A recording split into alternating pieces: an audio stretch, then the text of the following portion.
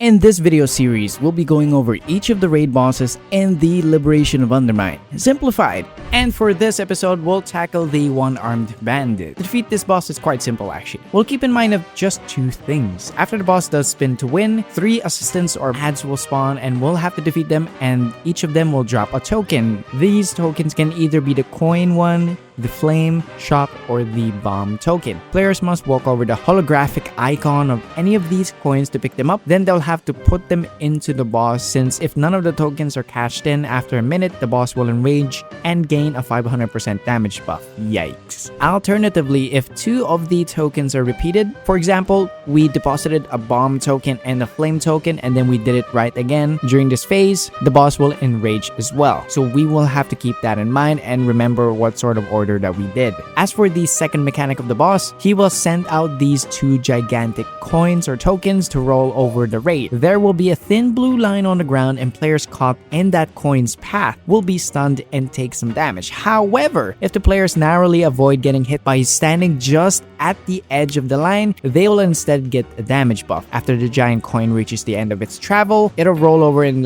fall over to the ground, causing damage to players near it as well as stunning them as well. After the coin's on the floor, we will want to run to it and use our extra action button to roll it again, hopefully away from the raid this time, to destroy it, since any coin that isn't destroyed and stays there during the encounter simply increases the damage of the boss. Lastly, when the boss enters phase 2, which is when it's at around 30%, the boss now has a 1 minute and 40-second timer. It'll cast cheat to win, meaning after the timer runs out, it will wipe the raid, so we'll want to save Bloodlust for phase 2. That's about it for this video. If you learned something valuable, leave a like and subscribe, since it'll help the channel out a lot on our goal of hitting 1,000 subscribers. Stick around for the next episodes where we'll cover the other bosses in a more simplified manner.